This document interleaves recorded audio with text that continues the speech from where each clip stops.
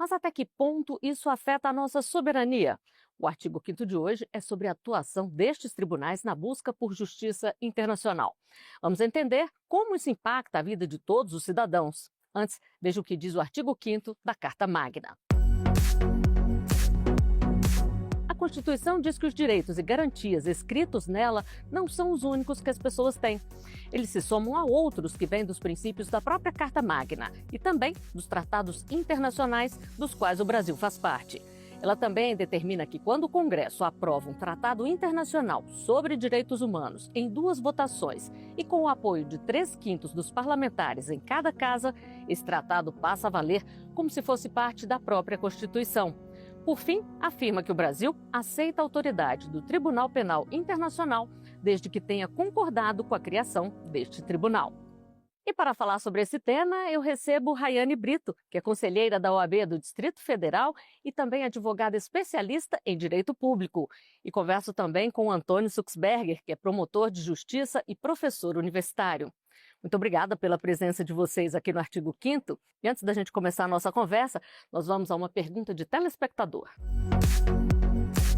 O que são os tribunais internacionais e como eles funcionam? Doutora Rayane. Perfeito, Flávia. Os tribunais internacionais nada mais são do que uma organização internacional que julga casos e pode ser o Estado ou uma parte, né? E esses tribunais eles precisam se submeter a normativos internacionais, tratados e determinados princípios. Doutor Suxberger, e quais são esses tribunais? Nós temos dentro do Sistema Regional de Proteção dos Direitos Humanos, que abrange a América, com destaque a Corte Interamericana de Direitos Humanos. É um órgão dentro da Organização dos Estados Americanos que igualmente atua em conjunto com aquele que lhe é antecedente, que é a Comissão Interamericana de Direitos Humanos. Há também a Corte Europeia de Direitos Humanos, o Sistema Africano com a Corte Africana de Direitos Humanos, enfim. São sistemas regionais de proteção que verificam justamente a atenção, a aderência e atendimento às determinações convencionais presentes em sistemas de proteção de direitos humanos a esses países. No caso do Estado brasileiro, acho que a mais relevante tribunal para fixação de normas internas de institucionalidade brasileira, Flávia, é mesmo a Corte Interamericana de Direitos Humanos. E como esses casos chegam até os tribunais internacionais, doutora Rayane, e qual é o impacto quando tem uma condenação? O impacto ele é direto, né? Porque essas decisões elas possuem eficácia imediata e então eles chegam através de ou autoridades ou a sociedade civil, né? Sendo que na sociedade civil precisa da representação. Doutor Suxberger, e para que as decisões dos tribunais elas tenham efeito no direito interno, isso é preciso que tenha algum tratado nesse sentido?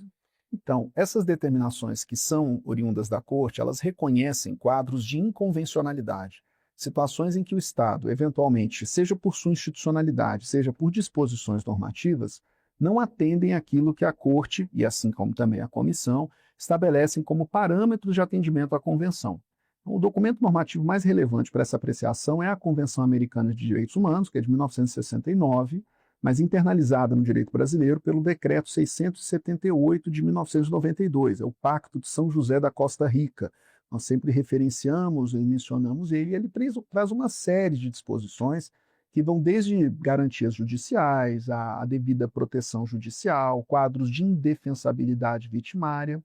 Então, essas determinações elas passam por essas situações de inconvencionalidade. O Estado ficou obrigado a cumpri-las, sob pena de denúncia. A denúncia é o Estado que é signatário de uma convenção e não a cumpre. O Estado pode ser sancionado no plano internacional, mas, sobretudo, no que diz respeito à própria confiabilidade do sistema. A OEA, que é a Organização dos Estados Americanos, ela estabelece uma série de parâmetros de aferição, dentre elas a fixação de cumprimento de Estado de Direito, confiabilidade do sistema de justiça, e é daí que vem essa coercibilidade das condenações. O Estado rende contas no plano internacional. Existe diferença, doutora Rayane, entre as decisões de tribunais internacionais e as decisões de tribunais de outros países? Existe, Flávia. Nós temos que imaginar que os tribunais internacionais, eles são um organismo só. Essas decisões, elas possuem, sim, eficácia imediata. Quando nós estamos tratando de outros tribunais, para se ingressar no Brasil, ou seja, para que se tenha eficácia, é necessário a homologação de sentença estrangeira, por exemplo. Dr. Suxberger, o artigo 5º da Constituição, do qual o nosso programa leva o nome, ele diz que os direitos previstos na Constituição não excluem outros derivados de tratados internacionais. O que isso significa na prática para o cidadão brasileiro? Acho que esse preceito é um dos mais relevantes da nossa Constituição, que, a par da historicidade, do momento da Constituição de 1988, o Constituinte foi muito sábio ao colocar uma verdadeira cláusula de abertura na Constituição. Direitos, garantias que sejam eventualmente previstos em acordos e convenções que o Brasil seja signatário igualmente integrarão aquele conjunto de direitos e garantias fundamentais. Há um problema subjacente aí, que é o fato de se saber sobre que nível hierárquico esses preceitos normativos ingressam no Estado brasileiro. E andou bem a Emenda Constitucional 45 do ano de 2004, quando disse que esses tratados, que eventualmente o Brasil seja signatário, observariam na sua tramitação interna de validação um processo legislativo assemelhado ao das emendas constitucionais. Então, isso estabelece aquilo, Fábio, que a gente chama de um constitucionalismo multinível. O Estado brasileiro se obriga na proteção e garantia de direitos fundamentais não apenas à sua ordem interna, mas igualmente ao que sejam disposições da ordem internacional que melhor assegurem esses direitos fundamentais. Doutora Rayane, e o Brasil ele reconhece a autoridade dos tribunais internacionais. E a senhora já antecipou aqui para a gente que as decisões têm efeito imediato. Mas precisa de algum procedimento específico? Como é que isso acontece na prática? Exatamente, Flávia. Na prática, precisam ser seguidos, claro, inúmeros protocolos, precisam ser observados princípios, um deles, que é o principal para a aplicação dessas decisões, inclusive no âmbito penal, é o princípio da dupla tipicidade. Então, por exemplo, se nós temos um crime cometido em outro país e aqui no Brasil não existe a previsão legal, não existe uma tipificação penal para esse crime, ele não vai ser aplicado. Bom, e agora nós vamos assistir a uma reportagem exibida aqui na Rádio e TV Justiça. O lema da nova fase do pacto é todo juiz nacional é um juiz interamericano. O objetivo, segundo o presidente do Conselho Nacional de Justiça, ministro Edson Fachin, é reforçar o cumprimento de sentenças e jurisprudências do sistema interamericano. Nós sabemos que as violações acontecem localmente, mas elas também transitam transnacionalmente. Por isso é fundamental fortalecer o sistema interamericano com a adoção de políticas públicas por todos os estados da região. A ministra dos Direitos Humanos e Cidadania, Macaé Evaristo, reforçou a importância de medidas do judiciário brasileiro para diminuir a impunidade. Consolidar estruturas, práticas e culturas jurídicas que incorporem os parâmetros interamericanos em todas as instâncias da jurisdição brasileira é corresponder ao grito dos invisibilizados e excluídos. Na solenidade de lançamento foi anunciado também o curso internacional Cumprimento de Sentenças da Corte Interamericana de Direitos Humanos, uma parceria com o Instituto de Políticas Públicas em Direitos Humanos do Mercosul. O curso vai reunir 90 participantes de toda a região. Dessas, 60 serão selecionados por meio de uma convocatória pública aberta, que será divulgada em breve, e 30 vagas serão destinadas a juízes, juízas e outros profissionais, operadores jurídicos indicados pelo CNJ, fortalecendo assim a participação da magistratura brasileira e dos operadores jurídicos diretamente envolvidos nos processos de cumprimento das decisões interamericanas. O ministro Edson Fachin entregou ainda uma nota técnica aprovada pelo CNJ e enviada ao Congresso Nacional, sugerindo a tipificação do desaparecimento forçado de pessoas como crime. A sugestão cumpre determinação da Corte Interamericana.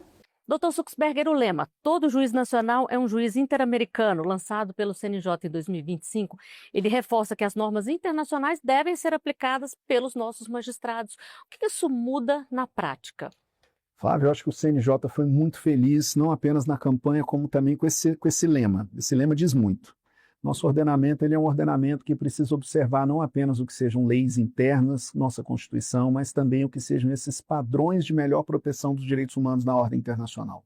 Há uma série de determinações da Corte Interamericana que podem decisivamente aprimorar muito o nosso sistema de justiça. Há casos em aberto e isso igualmente é refletido na maneira como os tribunais brasileiros têm decidido. A última década tem marcado o Supremo Tribunal Federal sempre referenciando casos e padrões decisórios da Corte Interamericana, e ganhamos todos com isso, porque isso não apenas traz maior eficácia no funcionamento das instituições, como igualmente o que seja a melhor proteção dos direitos humanos.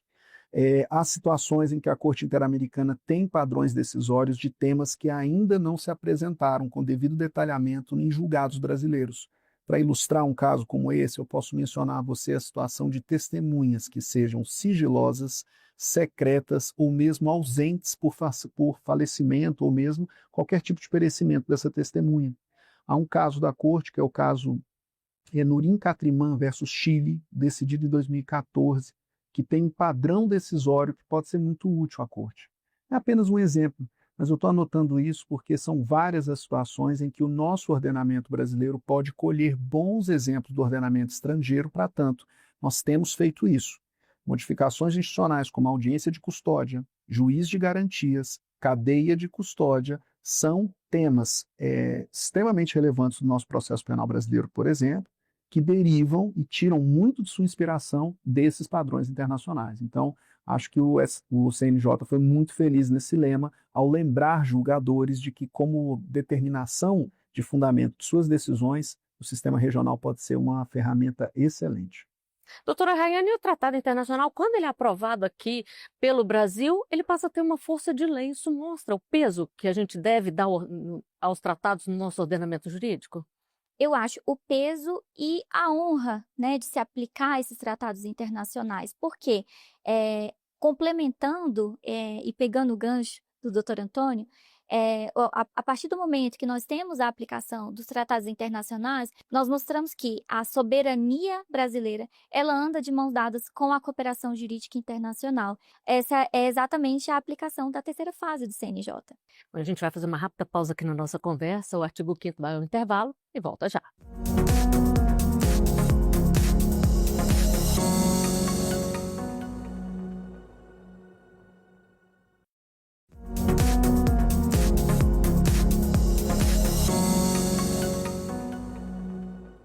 O artigo 5º está de volta, hoje falando sobre os tribunais internacionais. E com a gente continuam Antônio Suxberger, que é promotor de justiça e professor universitário, e também Rayane Brito, que é conselheira da OAB-DF e também advogada especialista em direito público.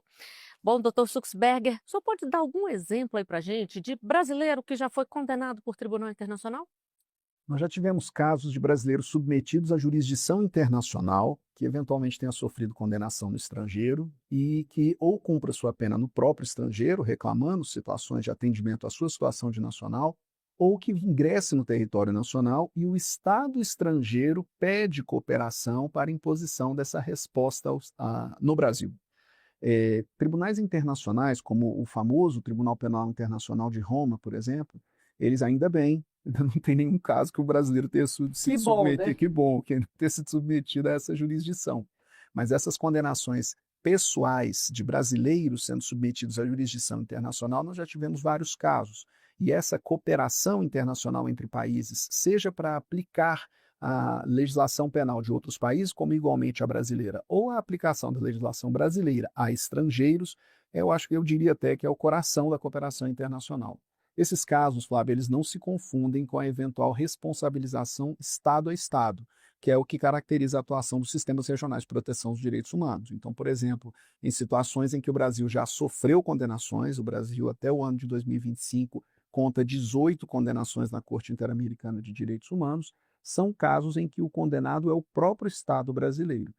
São grupos vitimários reconhecidos, individualizados, mas a condenação recai sobre o Estado. Nessa situação, o que a gente tem é mesmo esse quadro de constitucionalismo multinível, de determinações que o Estado brasileiro se vê obrigado a implementar por conta da sua responsabilidade prevista em convenções. São situações distintas, mas ambas falam basicamente essa preocupação fundamental de que a aldeia do mundo é muito pequena, a gente vive uma aldeia global. E essa preocupação de se assegurar padrões mínimos de direitos, especialmente a atenção a direitos humanos, acaba reclamando que nós tenhamos tanto cooperação entre países, como igualmente responsabilização de países que cumpram e implementem esses padrões decisórios. E só uma curiosidade, esse número que o senhor falou aí de condenações do Brasil é considerado alto ou baixo? Essa pergunta é bastante interessante, Flávia, porque são 18 condenações. Se você considerar a relevância que o Estado brasileiro tem dentro da OEA, parece um número pequeno numericamente se comparado com outros países, mas é um número bastante significativo porque muitas das vezes a Corte Interamericana e também a Comissão direciona recados, mensagens, admoestações e alertas julgando outros países. Então, nós temos poucas condenações quando nos comparamos, por exemplo, com Nicarágua, quando nós nos comparamos, por exemplo, ao próprio Chile, países que já sofreram outras condenações. Mas é um número bastante destacado quando nós pensamos do que nós precisamos implementar e aprimorar para cumprirmos as determinações da Corte.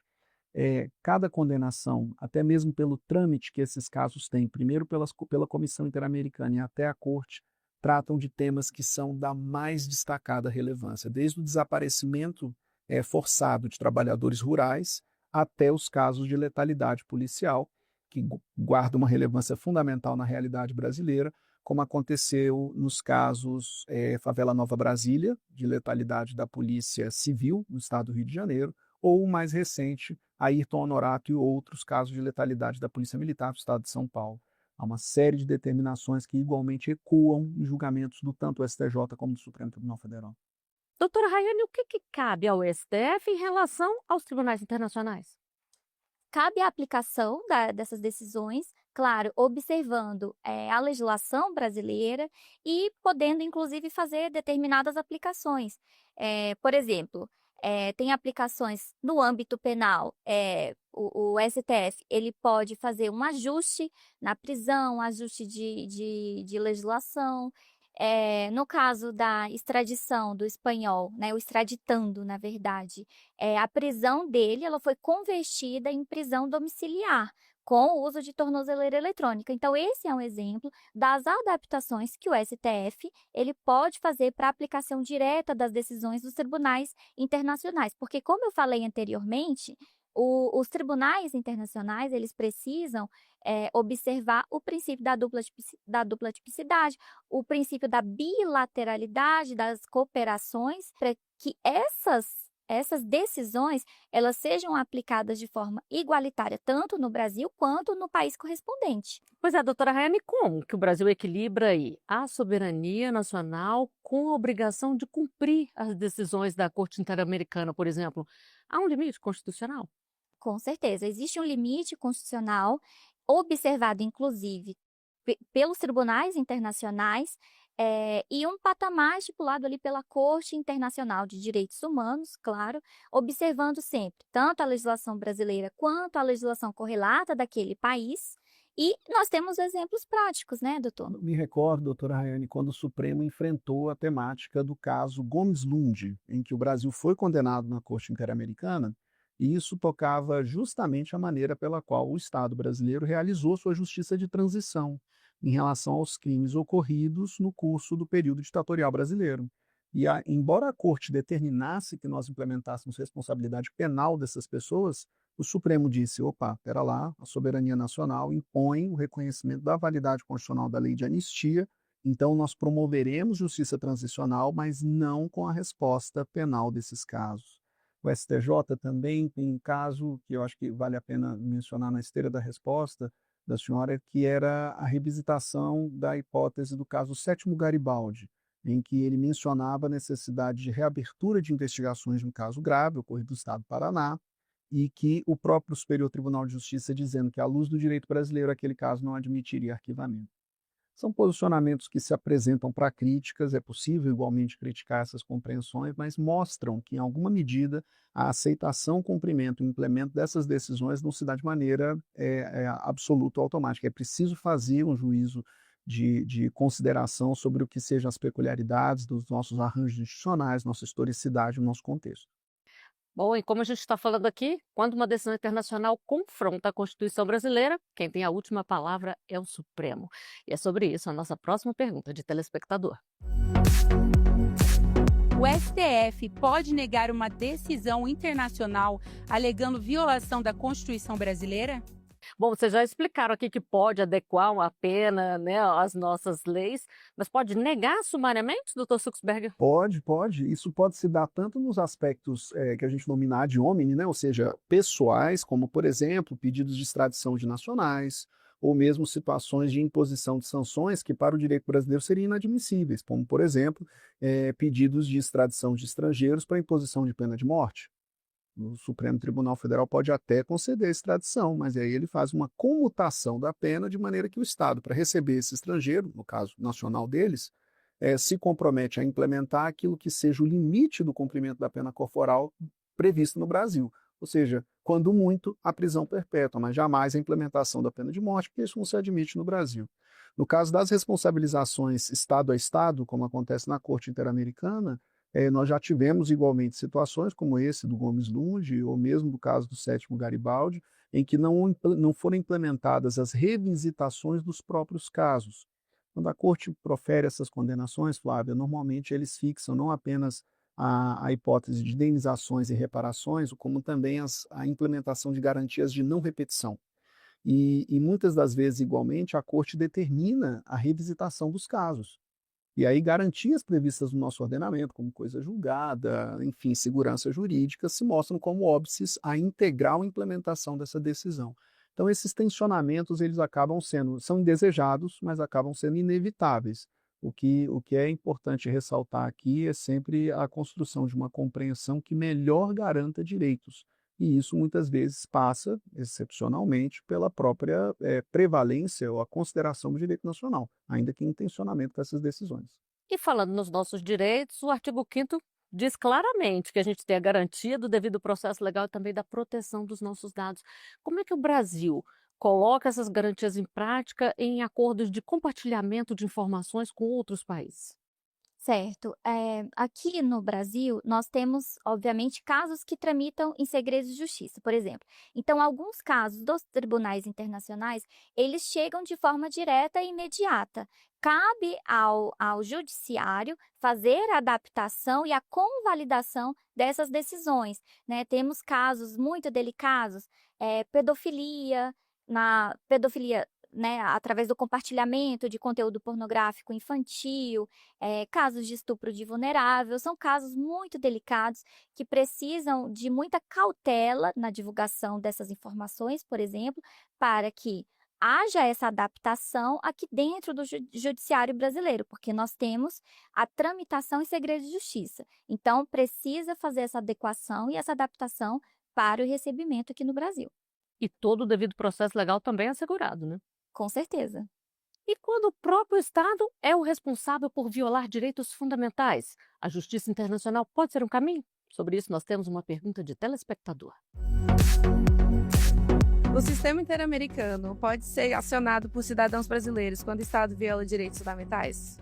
Doutor Suxberger, como é que funciona esse processo? A porta de entrada do sistema regional é a Comissão Interamericana de Direitos Humanos. Então, coletivos, pessoas individualizadas, grupos assim reconhecidos a partir do que seja o evento vitimário podem se dirigir à comissão. Para quem tiver curiosidade, eu recomendo inclusive visitar o sítio eletrônico da Comissão Interamericana e da Corte, onde eles disponibilizam não apenas as explicações de acionamento da comissão, como até mesmo um tutorial de como fazê-lo, preocupados que são justamente com a ideia de assegurar esse acesso à justiça a toda e qualquer pessoa, independentemente de sua condição social, pessoal ou enfim, essa assistência.